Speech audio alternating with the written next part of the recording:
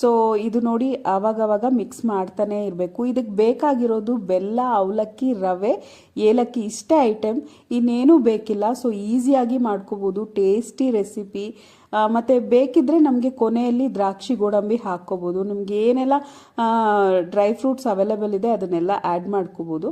But ನನಗೆ ಬರೀ ಅದನ್ನು ತಿನ್ನೋದಕ್ಕೂ ಟೇಸ್ಟಿ ಅನ್ನಿಸ್ತು. ಜಸ್ಟ್ ನಾನು ಒಂದು ಎಕ್ಸ್ಟ್ರಾ ಆ್ಯಡೆಡ್ ಫ್ಲೇವರ್ ಕೊಡೋದಕ್ಕೆ ನಾನಿಲ್ಲಿ ತುಪ್ಪದಲ್ಲಿ ಗೋಡಂಬಿ ದ್ರಾಕ್ಷಿನ ಒಂದು ಸ್ವಲ್ಪ ಫ್ರೈ ಮಾಡಿಕೊಂಡು ಅದ್ರ ಮೇಲೆ ಹಾಕ್ತಿದ್ದೀನಿ ಜಸ್ಟ್ ಗಾರ್ನಿಷ್ಗೆ. ಬಟ್ ಟೇಸ್ಟ್ ವೈಸ್ ಅದೂ ಚೆನ್ನಾಗಿತ್ತು. ಸೊ ನಿಮಗೆ ಯಾವ ರೀತಿ ಮಾಡಬೇಕು ಅನಿಸುತ್ತೋ ಆ ರೀತಿ ಮಾಡ್ಕೊಂಡು ತಿನ್ನಿ. ಕಂಪಲ್ಸರಿ ಇದನ್ನು ಅಟ್ಲೀಸ್ಟ್ 2 months ಒನ್ಸೋ 3 months ಒನ್ಸೋ ತಿನ್ನೋದಕ್ಕೆ ಟ್ರೈ ಮಾಡಿ. ತುಂಬಾ ಒಳ್ಳೆಯದು. ಮಕ್ಕಳಿಗೆ ಕೊಡಬಾರ್ದು ಅಂತ ಹೇಳ್ತಾರೆ. 1 or 2 spoons ಈಸ್ ಓಕೆ, ಕೊಡ್ಬೋದು, ಆದರೆ ಅದನ್ನೇ ಹೆಚ್ಚಾಗಿ ತಿನ್ನಬಾರ್ದು ಅಷ್ಟೇ. ಸೊ ಹಾಗಾಗಿ ಕೊಡಬೇಡ ಅಂತ ಹೇಳ್ತಿರ್ತಾರೆ.